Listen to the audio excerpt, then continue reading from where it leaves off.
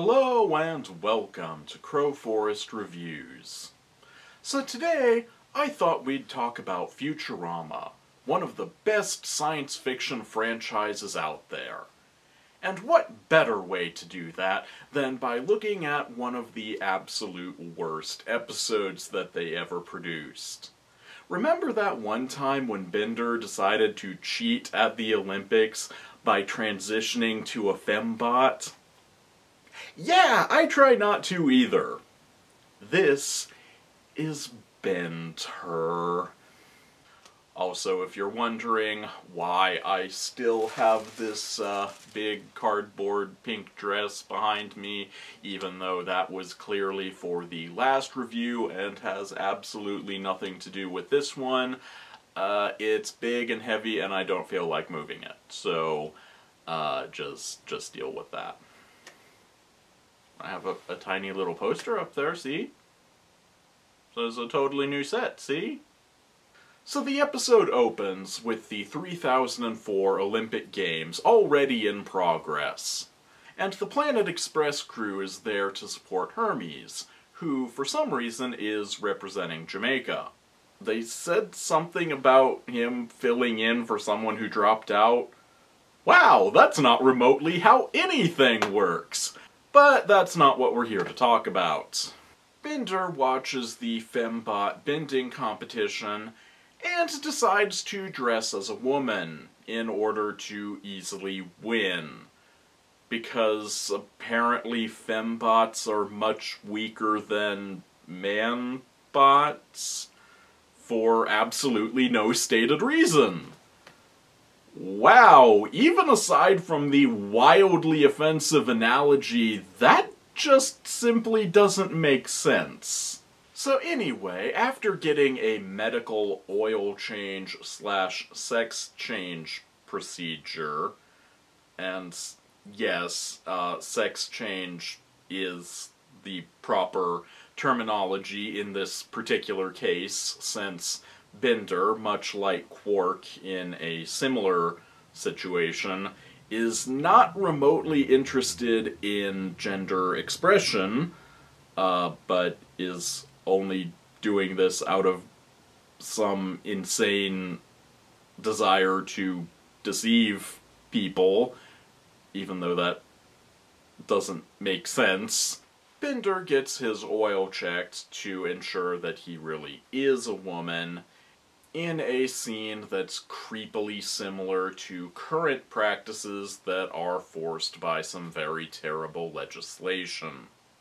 Even though this predates the legislation, and possibly inspired it. But even worse than that, it kind of makes the legislation look like a reasonable and necessary precaution to prevent cheaters like Bender from, well, cheating. So, that's great.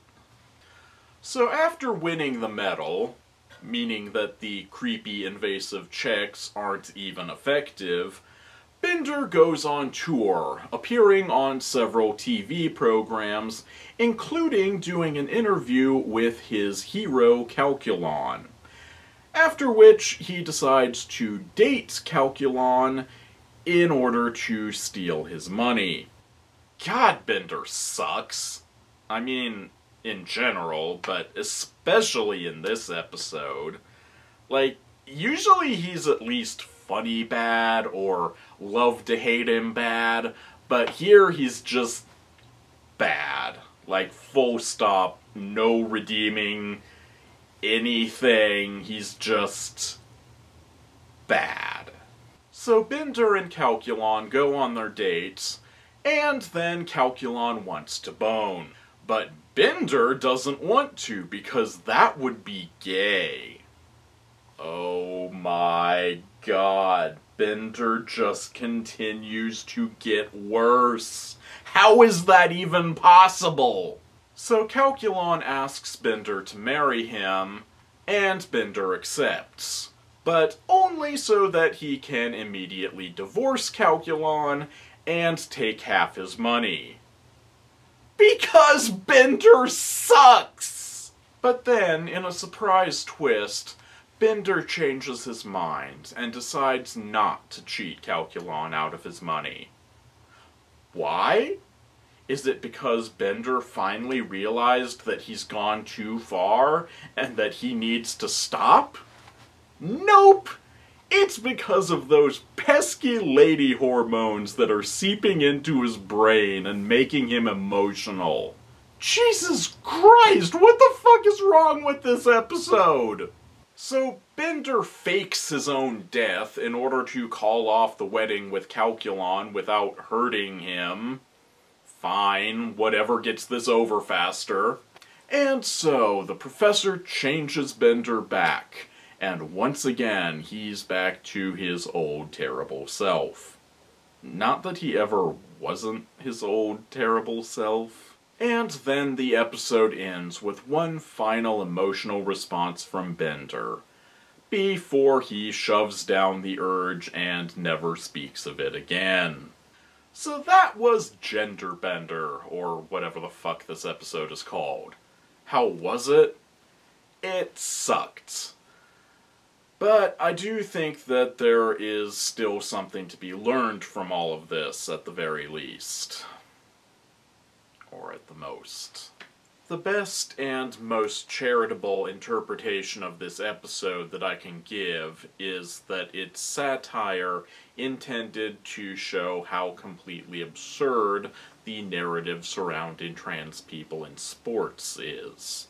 People like Matt Walsh are constantly fear-mongering about how men are going to dress up as women in order to win at sports.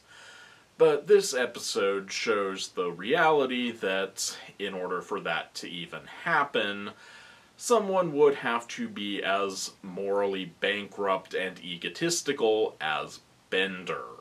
Surely no one in the real world can possibly be as bad as all that. Except perhaps for Matt Walsh himself.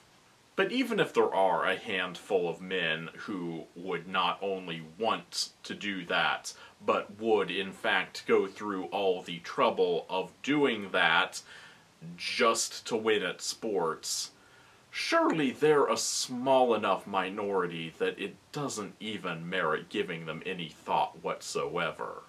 But, of course, that assumes that the argument is being made in good faith. That men pretending to be women really is what they're afraid of. The reality is that people like Matt Walsh are trying to ban trans women from sports. Not some imaginary men who transition in order to win a couple of medals and then immediately go right back once they have those medals. Because that's absurd. That's not happening.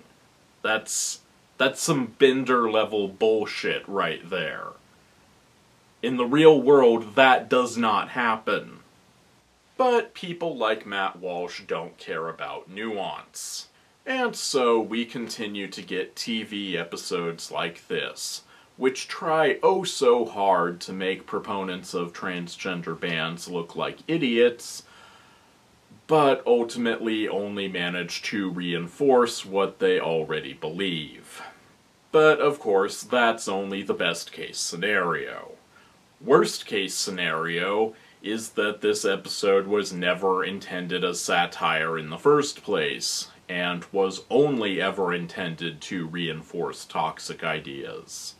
I hope that the intent with this episode was to do some good, but either way, this episode definitely ended up doing more harm than good. Well, that's all I have to say about this episode. I can't exactly recommend this episode, but go watch any other episode of Futurama. They're all much better than this.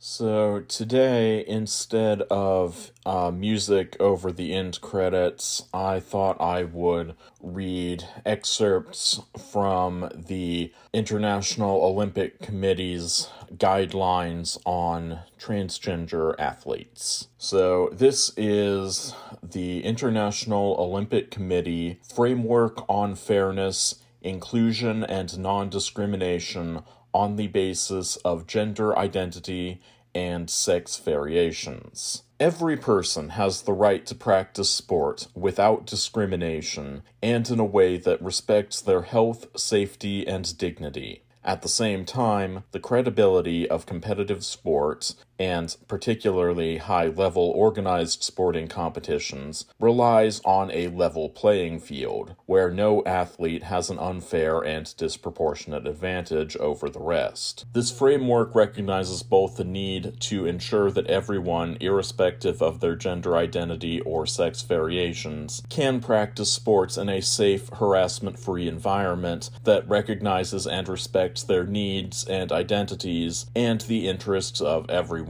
Lastly, the IOC recognizes that most high-level organized sports competitions are staged with men's and women's categories competing separately. In this context, the principles contained herein aim to ensure that competition in each of these categories is fair and safe, and that athletes are not excluded solely on the basis of their transgender identity or sex variations. Inclusion.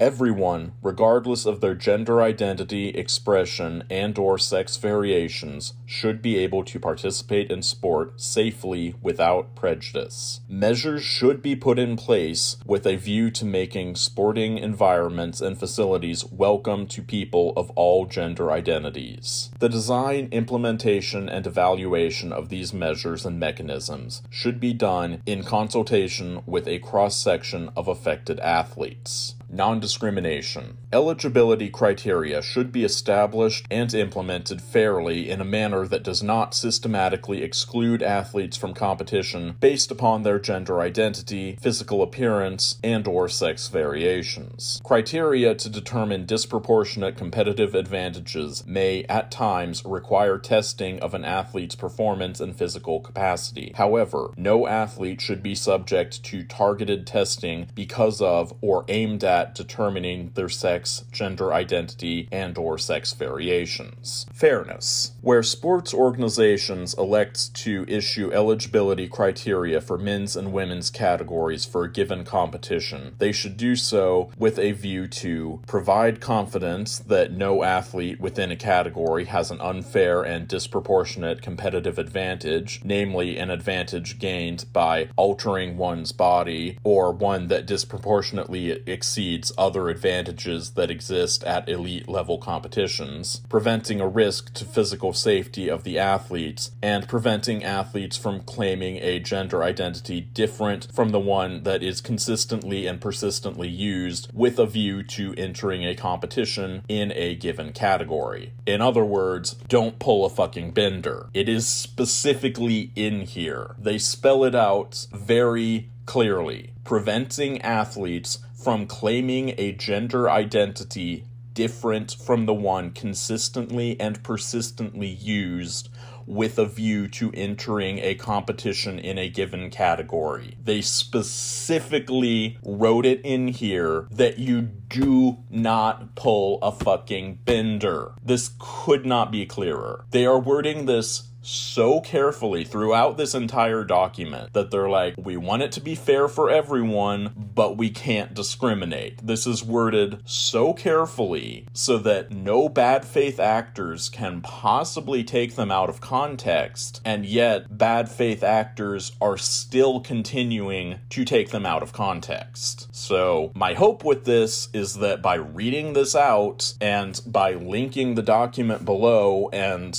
you can go and read it for yourself, that this will clear things up. But despite this very careful wording, bad faith actors like Matt Walsh are continuing to take them out of context and pretend that they're saying something that they very clearly and very specifically aren't saying. Primacy of health and bodily autonomy. Athletes should never be pressured by an international federation, sports organization, or any other party, even either by way of eligibility criteria or otherwise, to undergo medically unnecessary procedures or treatment to meet eligibility criteria. Criteria to determine eligibility for a gender category should not include gynecological examinations or similar forms of invasive physical examinations aimed at determining an athlete's sex variations, or gender. So they specifically wrote that in too. So all of these laws that are in the process of being passed,